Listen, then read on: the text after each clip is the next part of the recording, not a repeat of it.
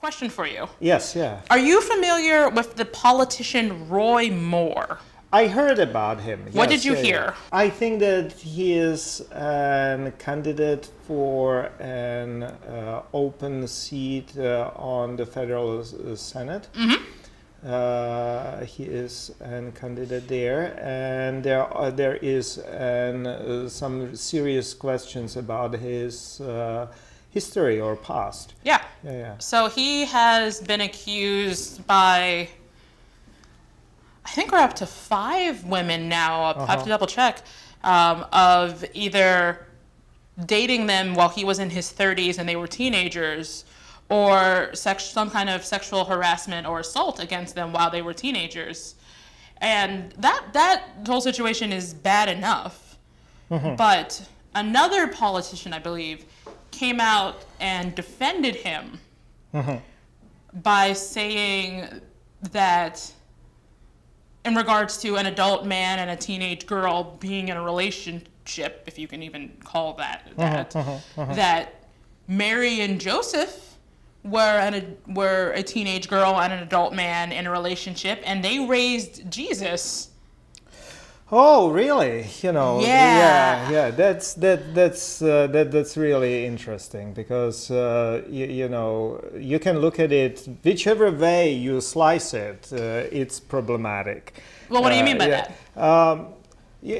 First of all, I assume that this is coming, being in Alabama and so on, this is coming from rather fundamentalist background. It's more of an evangelical fundamentalist kind of, situation, I believe. And if you take it that way, then there is no doubt that Mary was virgin.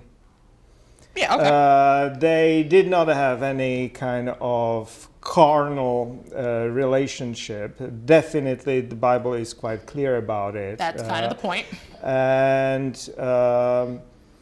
at the same time, we really don't know their ages. We assume those ages, even if you take it fundamentalistic way, it is difficult to say whatever their ages. That's one thing. Mm-hmm.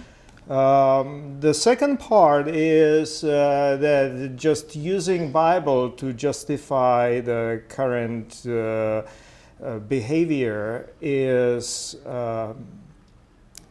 problematic, to say the least. You know that Bible contains all sorts of aberrations and strange behaviors, partly to be, I would say, entertaining, to be interesting, to capture the whole of life, but it does not justify anything. So using Mary and Joseph to justify, in a similar way you can use patriarchs to justify polygamy, say, right. Or I don't think they would like that very much. Slavery was similarly justified, and I think that we moved beyond that. Yeah, famously so. And so on and so right. on. And that finally, even from the perspective of progressive Christians or critical theologians, within the scholarship, of course, there is enough literature about unusual family setup of Jesus. Bible famously quotes him as son of Mary, which is very unusual and indicates some kind of an irregular relationship within the family. Because normally they do the lineage through the fathers. Yeah. So that is something early church clearly struggled with. But if we take this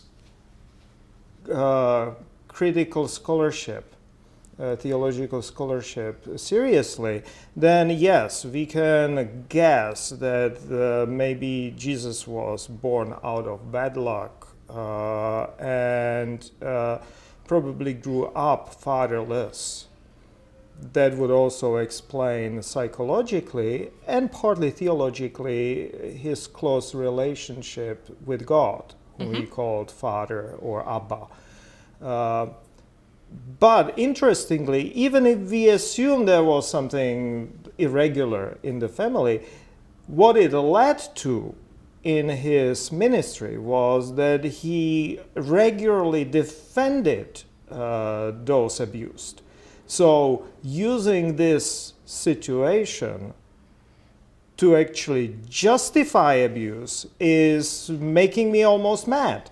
I'm the director of Christian education here, and I've been working with children and teenagers for about 10 years now, and this whole situation already makes me mad just as a human being who exists in the world, but this justification of it as a person who works in the church and works with teenagers just makes me furious, because when you look at this kind of justification, like there's no way around it. You cannot justify a relationship between a teenager and a grown adult. That is called abuse. Yes, yeah. They're psychologically, they are not at the same level.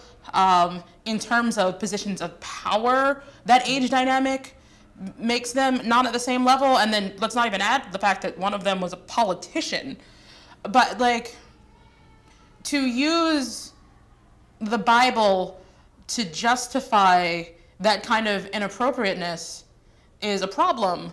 And also, it's a bigger problem because it's ignoring some really important cultural contexts that are happening in the Bible and right now. Yeah. Like you said, we don't support slavery anymore. A lot of people don't support polygamy and like abuse of like spousal abuse, which is all over the Bible. We are against that.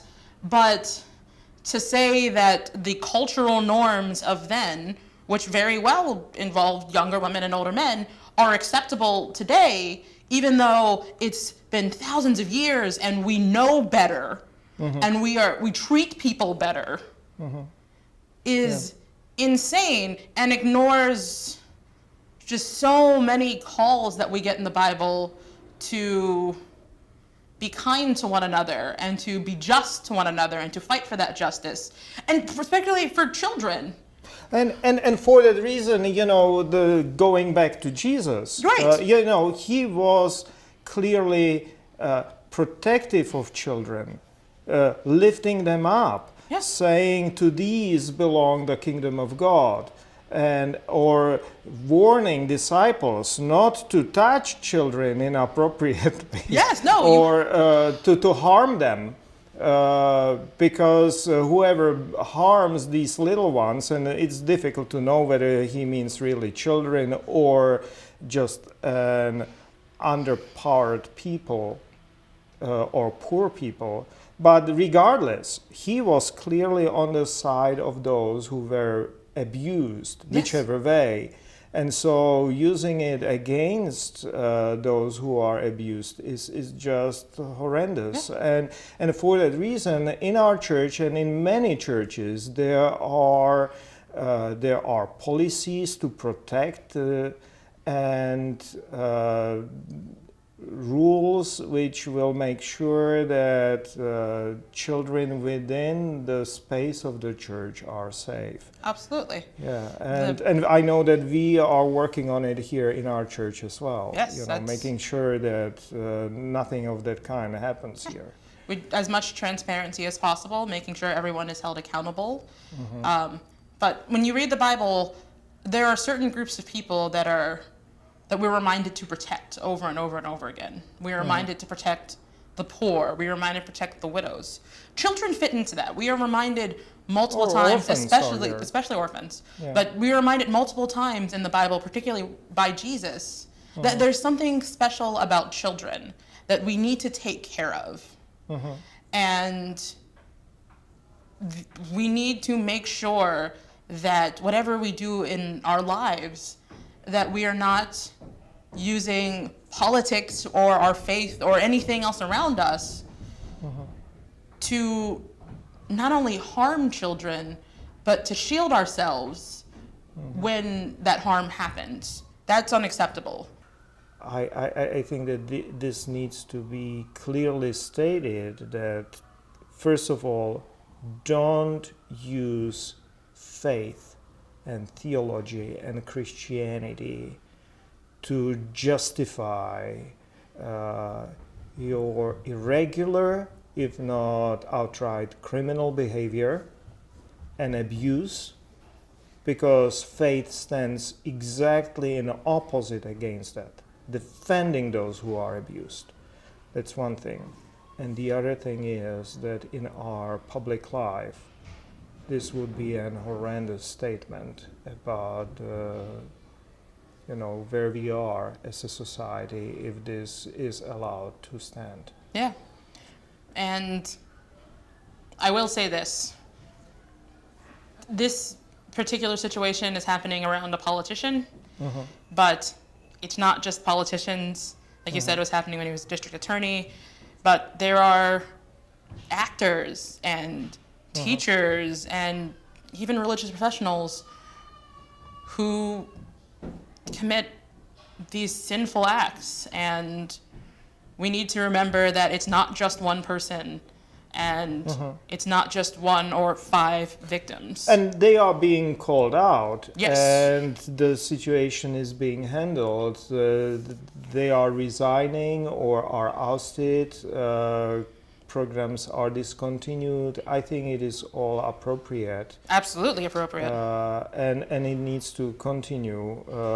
Occasionally you can hear about witch hunts and so on, and I don't think that that's the situation. If simply some people behaved badly, they need to be called upon it. It's marvelous that the atmosphere currently is there to open it up, and to seek justice. I think it is appropriate and very good that that's happening, and at the same time dealing with it with understanding and grace, but it does not mean to excuse it, cheaply paint over it or whatever. Things need to be opened up, and justice needs to be found. Yes. I couldn't have said it better myself.